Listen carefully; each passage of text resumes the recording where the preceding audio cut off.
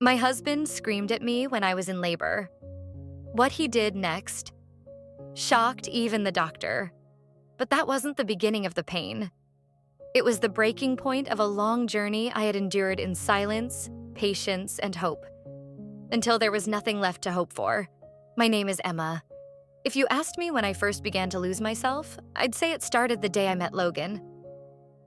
He was 8 years older than me, a well-known marketing executive, charismatic, intelligent, and effortlessly confident. I had just graduated college, still full of idealism, believing that love was something two people built together, brick by brick. Logan made me feel chosen. Out of all the women he could have had, he picked me. And I took that as a blessing. We got married after 1 year of dating. The wedding felt like a dream. Grand, elegant, and flawlessly executed. His family paid for everything and never let me forget it. My parents came down from Vermont, modest and kind-hearted, looking lost among all the polished suits and curated smiles. I still remember my mom gently squeezing my hand and whispering, "Are you sure, sweetheart?" I smiled, then looked over at Logan, the man I believed in completely. The first cracks were barely noticeable. A frown when I spilled water. An icy look when I asked about a meeting that went late. A slammed door so hard it cracked the frame. Logan said it was stress. Said he was tired. Said he loved me. And I believed him because I always believed love wasn't perfect. Because we're taught that women should be patient, forgiving, and understanding. So I tried. I really did. Then I got pregnant. I told him on an early spring evening. My hands were shaking as I held the test, hoping he'd pull me into his arms with joy. But Logan just stared at me for a moment, then turned away. I guess we'll have to deal with it soon. No smile, no hug, no questions about my health or the baby. I told myself he was in shock, that he'd come around. I planned everything on my own. Went to appointments alone, chose the nursery colors alone, read parenting books while Logan traveled, met clients, and played golf every weekend. Then came the night I went into labor. It was 2:07 a.m. I remember the exact time because I checked the clock twice, hoping I was wrong. The pain hit me like a wave crashing into my spine. I called out to Logan. No response. He was sleeping on the couch, earbuds in, listening to his favorite true crime podcast. I shook him awake, barely able to breathe through the contractions. He blinked at me, frowned, and said, "Now? Are you serious?" I nodded, gasping, gripping the side of the couch. He muttered something under his breath, clearly annoyed. His eyes said it all, like I was interrupting his rest, not bringing his child into the world. Can it wait until morning? That question cut deeper than the pain tearing through my body. But I stayed calm. I always stayed calm, because I knew what would happen if I didn't. He drove me to the hospital in silence. No words of comfort. No questions about my pain. No hand to hold. At the entrance, he dropped me off and said he'd go park. He didn't return for over 20 minutes. They wheeled me into the delivery room alone, no one by my side.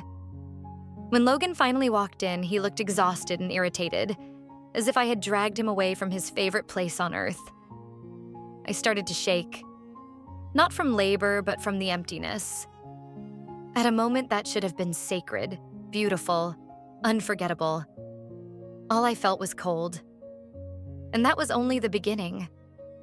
I was lying on the hospital bed, clenching my teeth as each contraction shot down from my back to my abdomen. My hair and the back of my hospital gown were soaked in sweat. A nurse adjusted my IV, checked the fetal heart monitor, then smiled gently and told me to breathe evenly and stay calm. Logan stood almost 6 feet away from me. His arms were crossed, eyes glued to his phone like he was waiting for a meeting to end, not the birth of his first child. I looked at him, wanting to say something. I wanted him to come closer, hold my hand like I had seen husbands do on TV. But I knew better. He was never the kind of man who held your hand when you were in pain. He was the kind who pushed you further away. The next contraction came harder, longer. I groaned, instinctively gripping the side of the bed. The nurse approached again and gently told me that I was 8 centimeters dilated, almost in the final stage. "Do you have a family member who can stay in the room with you?" she asked. I turned to Logan, hoping he would take the hint and step forward. He didn't say a word. He just sighed and kept scrolling through his phone. A few minutes later, a contraction ripped through my lower back so violently that I nearly shot up from the bed. I burst into tears not from the physical pain, but from the crushing realization that I was completely alone. "Can you please just come here?" I looked at Logan, my voice trembling. He looked up and slowly walked over, but instead of offering comfort or asking how I was doing, he leaned down and said loudly enough for the nurse to hear, "Can you please stop screaming? People here are trying to work. You're not the only one going through something." I froze. The nurse next to me widened her eyes at him. She paused while resetting the monitors, then turned toward him. Her voice remained professional, but her irritation was clear. "Sir, she's in active labor. Pain and vocal reactions are absolutely normal. If you're not going to help, at least don't yell at her." Logan shrugged. "I'm just being honest. She's been moaning for over an hour. It's not like she's the first woman to have a baby." My whole body felt like it was vibrating, not just from the contractions, but from the sting of humiliation. I had never seen anyone be so indifferent, so cold. While other women had their husbands wiping sweat off their brows, whispering, "You're doing great," I had his annoyed sighs and the vacant stare of someone who no longer saw me. The nurse squeezed my hand gently and whispered, "Would you like me to ask him to leave?" I nodded. Logan let out a small, sarcastic laugh. "Fine. I'll leave so I'm not the problem. Seems like I'm the only one here who doesn't know how to behave." He walked out like he was the one being wronged. The door closed behind him.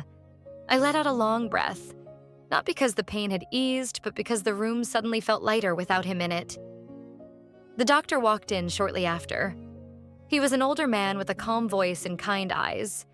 After checking the baby's heartbeat and confirming that everything was ready, he turned to the nurse, then looked at me. "Let's begin. You've got this. Deep breath in, count to 3. Pushed between the sound of the monitors, his steady instructions, and the storm of contractions tearing through me, I closed my eyes. Only one thought repeated in my mind.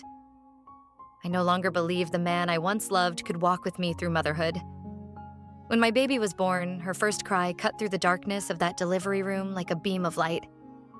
The nurses smiled. The doctor nodded with reassurance. She was healthy. Everything was stable. And I broke down in tears. Not because I was happy, but because, for once, something in my life had gone right. My child was alive and safe, and Logan wasn't there to witness it. He had left the room the moment I needed him the most. And what happened next truly stunned everyone in that hospital room. When my baby let out her first cry, the entire room seemed to light up. I can't fully describe the wave of emotion that rushed through me. It wasn't just the release after pain. It was the feeling of watching the best part of myself come into the world. The nurse gently placed the baby on my chest. Her tiny hands were warm, trembling slightly. I ran my fingers across the soft, thin hair on her head, and my tears fell onto her forehead, warm and salty. She had no idea what this world was. She didn't know that the man she would one day call father had walked away during the most sacred moment of both our lives. I didn't think about Logan then. I didn't want to. I just wanted to hold on to that moment.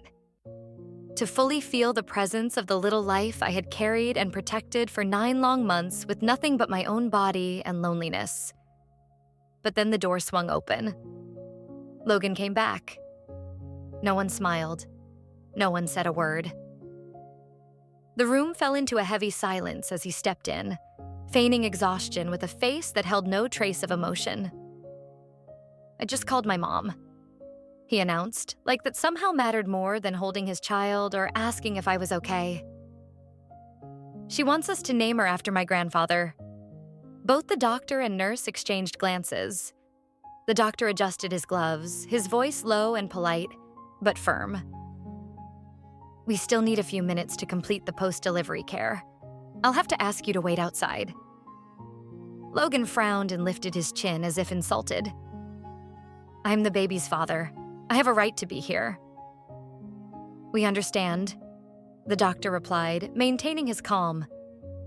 "But right now, our top priority is the physical and emotional well-being of the mother. She just went through a very intense labor." Logan looked at me, not with warmth or concern, but with blame, as if I had done something wrong. I turned away. I had no strength left to respond. I had spent so long protecting his image, making excuses for him to my friends, my coworkers, even my own parents. But now, he had torn that mask apart in front of everyone, in the very place where he should have made me feel most loved. "You really think this is the time to lecture me?" I looked up at him, keeping my voice as calm as I could. "You weren't there when I needed you the most. And now you come in just to bark orders and shame me?" For the first time, the doctor spoke with more force. "You can either cooperate and leave the room so we can finish, or I will call security to ensure the patient's safety." No one expected what happened next. Logan suddenly yanked down the privacy curtain and threw it on the floor. The crash of the metal rod startled the nurse. Everyone froze. The doctor stiffened for a moment. One of the nurses reached for her phone, ready to call security. I wasn't scared. Strangely, I felt calm, because in that moment, I knew something for certain. I would never let my child grow up in the shadow of this man. Security was called. Logan was escorted out, his exit followed by silent, condemning stares. He didn't fight back. He didn't apologize. He didn't even look remorseful. He looked at me one last time. Not with love, not with regret. Just with the blank stare of a man who had lost everything and didn't even realize it. I held my baby tightly in my arms. Once again, the tears came. But this time, it wasn't because of the pain. It was because I had made up my mind. I would protect this child with everything I had, even if it meant walking away from Logan forever. I stayed in the recovery room for more than 2 hours. My body ached in every possible way, but my mind was eerily calm. There was no chaos, no fear. Just a stillness so quiet that I could hear my own heartbeat. My baby slept soundly in the small crib next to the bed. Her skin was soft like a new petal, cheeks flushed, lips slightly curled as if dreaming something gentle. I reached out and touched her tiny hand. For the first time in years, I felt like something in this life truly belonged to me. The doctor returned to check on me and gave me a warm, reassuring smile. "You did really well," he said. "You're a brave mother." I let out a soft laugh, not because it was funny, but because I couldn't remember the last time anyone had called me something so kind. I had faked strength for so long that I'd forgotten I might actually be strong. Logan didn't come back. Not a message, not a call, not even a word from his family. But I didn't feel disappointed. I felt lighter, as if every inch of space he had filled in my chest with silence and control had finally been returned to me. 3 days later, I was discharged from the hospital, alone. The nurse offered to call someone to pick me up, but I simply shook my head. It wasn't shame that kept me from asking for help. It was the need to take my first steps quietly. I held my baby, hailed a taxi, and returned to the apartment I once called home. But it didn't feel like home anymore. His papers were still scattered on the dining table. A half-drunk cup of coffee sat on the kitchen counter. There were no flowers, no gifts for the baby, no sign that a father had ever lived here.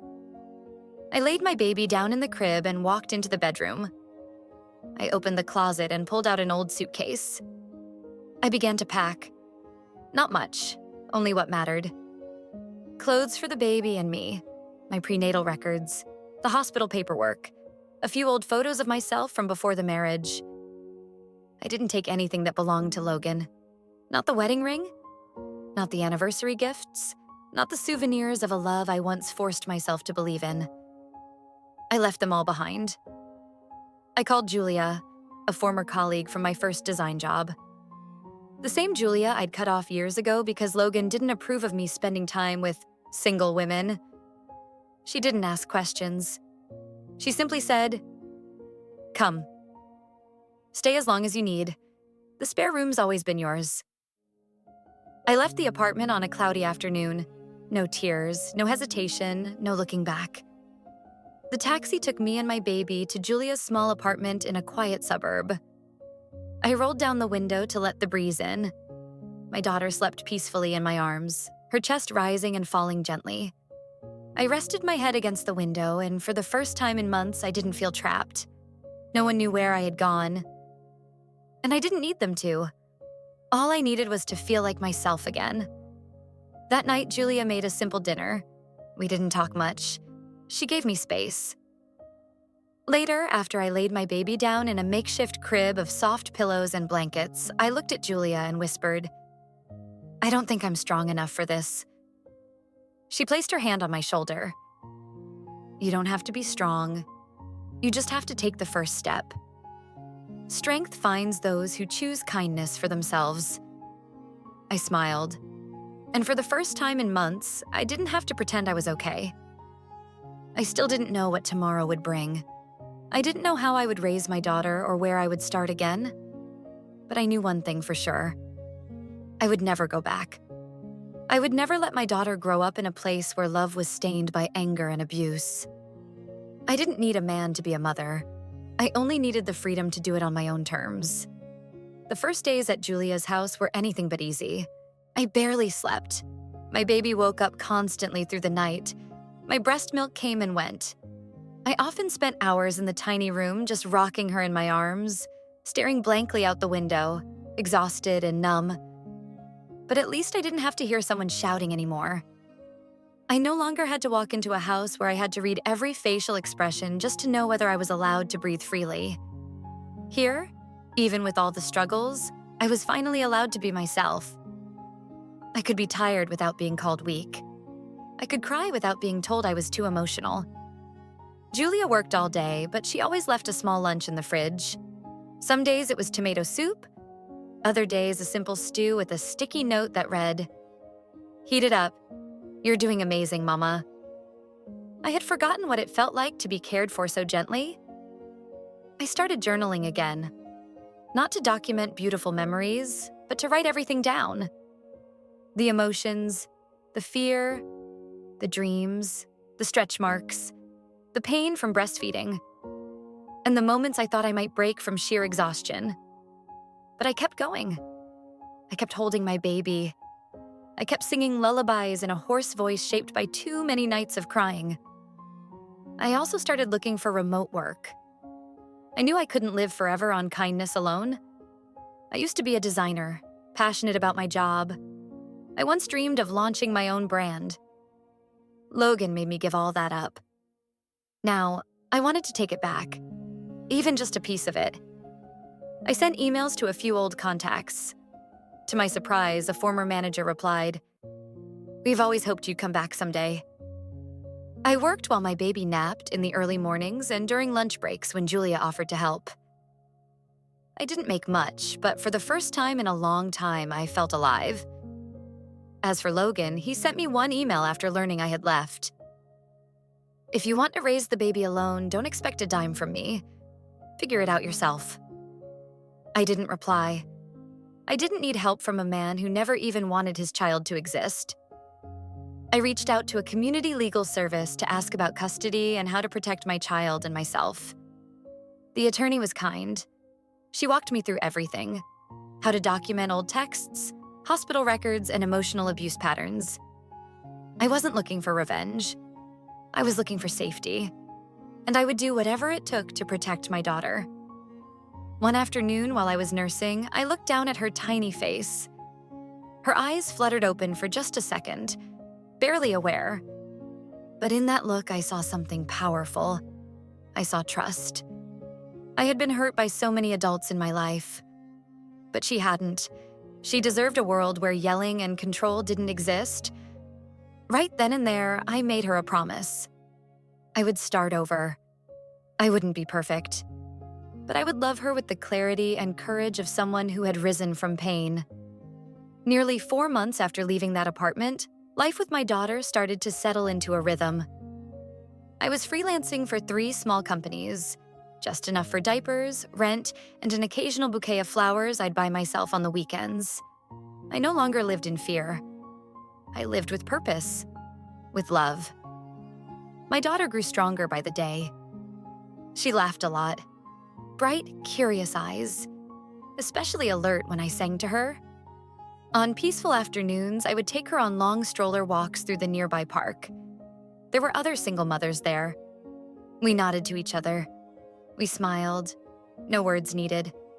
Just one look and we understood the roads we had walked.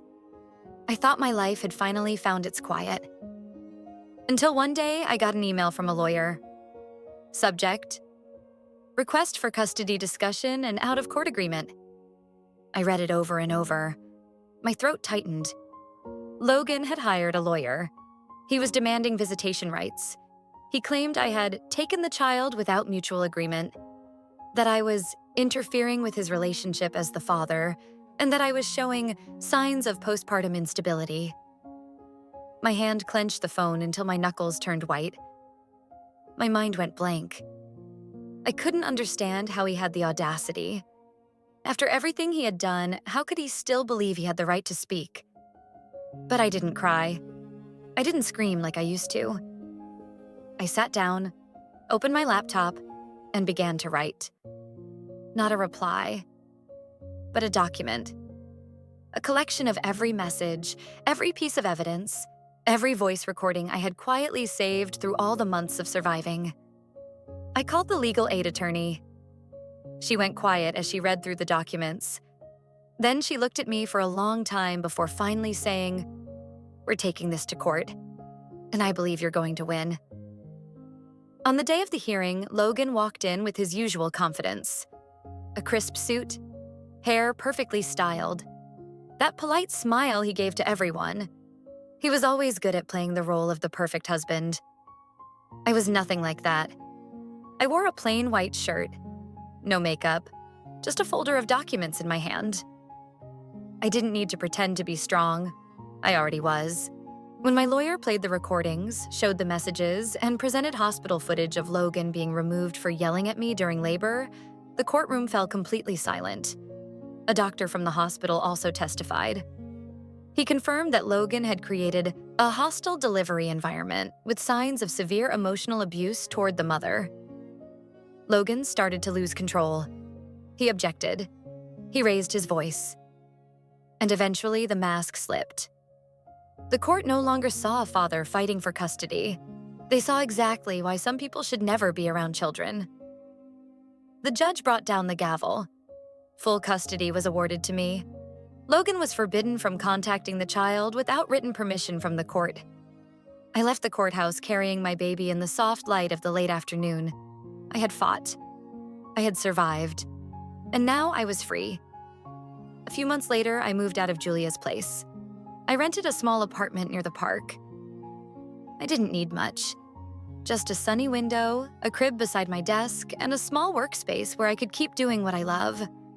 I was no longer afraid of the sound of a turning doorknob. No more holding my breath every time my phone buzzed. I didn't need permission to go outside, to dress the way I wanted, or to exist without guilt. I was me, a mother, a survivor, a woman rewriting her life with her own hands.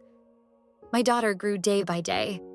She laughed more, started babbling her first little sounds. I documented it all.